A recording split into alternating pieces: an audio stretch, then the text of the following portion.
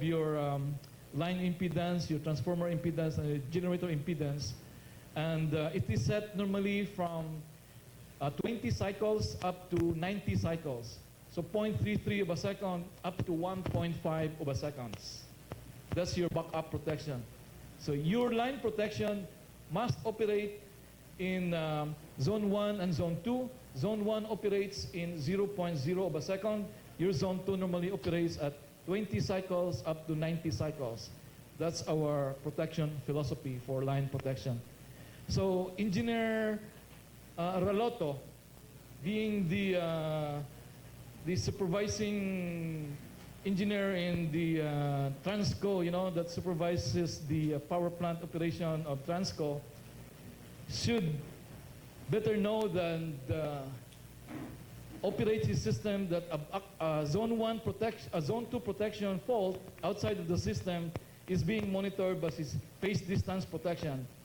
So when the relay operates in zone 2, the generator should also protect its transformer and its line. If the line breaker that do not operate in 0.0 of a second, his generator breaker should trip open in 20 cycles or 90 cycles.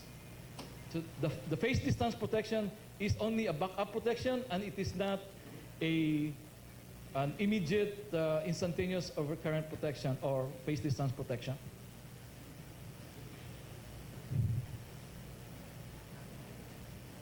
Here we have also the 24 device volts per hertz. 27 TN is your 100% stator ground fault protection. Why 100% stator ground fault protection?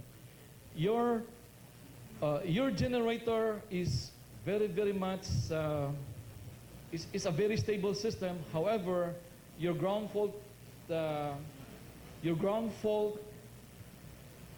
condition in that generator is the most severe cases. Wherein you need a 100% stator ground fault protection.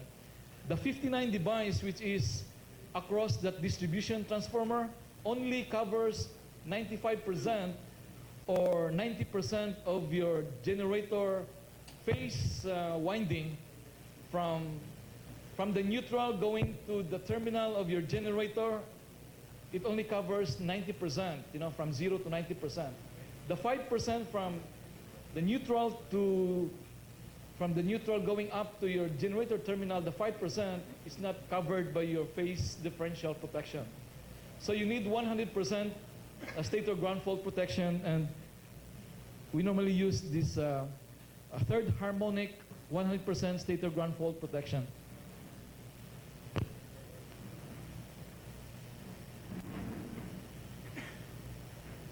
Reverse power relay, this is for your anti-motoring.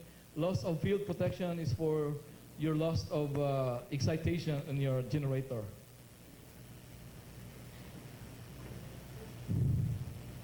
$59G is for your overvoltage relay, ground fault protection for your generator. 60 is the voltage balance. 63 is transformer fault pressure. 62B is just your breaker failure timer. How does your breaker failure relay operates in your generator protection? Well, normally your generator, if you have a breaker failure system, the timer on the breaker failure relay for a generator or a transformer is normally from 12 cycles, 12 cycles and above, So on the line protection, we usually set those relays at 8 cycles, but on the generators like 12 cycles. And one cycle is equivalent to 16 milliseconds. Okay, let's go to the basic of your generator. Say your generator is a synchronous generator, for example, and your prime mover here is your hydropower, your water. Your power, your water is your mechanical input.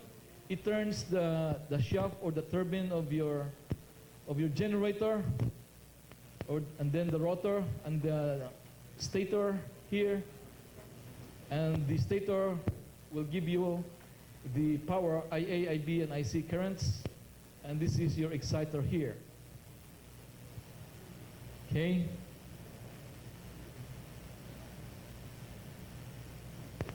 This is the generator excitation and AVR control. So the generator here is the voltages in your generator is being controlled by your AVR, and you have also your static exciter here. Transformer step up, and this is your generator field. Power systems frequency. Engineer Penetrante will come back.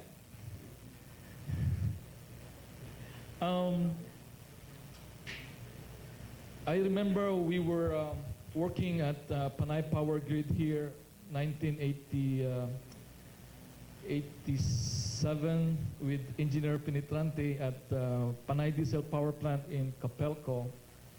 And they were providing us the power from their power plant. And I was working as electrical control engineer in National Power Corporation in Santa Barbara. Okay, so the generator helps, stabilize the frequency of your power system. So it balances your loads, the frequency here. It maintains the system frequency with your turbine speed, and the excessive load will back down the system frequency.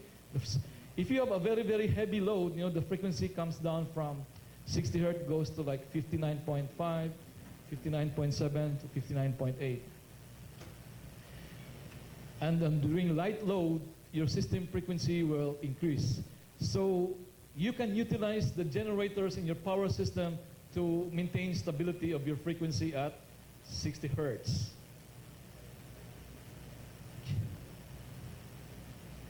Okay, this is the operating frequency of your generators in California. And on this graph here, this is the generator under frequency and over frequency trip points and zone boundaries. So during normal operation, here at 60 hertz, this is 60 hertz, this is 63 hertz, and this is 53 hertz here. We do not want to trip the generator at this frequency here. The Western Electric Coordinating Council, which comprised of California, Oregon, Sierra Nevada, Washington State, we want to operate on this condition here. If the frequency goes down here, we would like all the generators to come offline, And if the frequency is over 62 and above here, we treat them immediately in 0.0 seconds or instantaneously. So the generator company or the independent power producers can request, exceptions, to operate in this boundary and not to operate on this boundary here. So as systems protection engineer, you must comply with the requirements that this boundary here you are going to trip, and this boundary here you are going to operate properly. So we have 5 major components of the generator. Okay, stator winding, stator core, rotor, field winding, stator housing. Stator winding. The stator winding carries the electrical power towards your system, right? And the winding carries it out to the system electrically. So the voltage induced in the winding is a function of your NdVdt, or the number of turns by the flux lines, and also the frequency of the maximum charging flux. So this is the voltage induced in your generator, stator. The rotor is the rotating parts, okay? So the field winding produces the magnetic flux. It's a multi-coil single circuit with energized DC source, and it's the excitation system,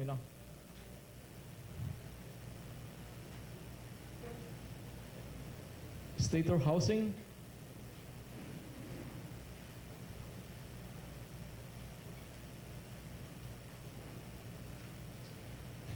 What is the role of your generator in your power system? So this is production of electrical energy to meet your load and system losses. It balances your energy and stability, dynamic behavior, voltage support, and system frequency.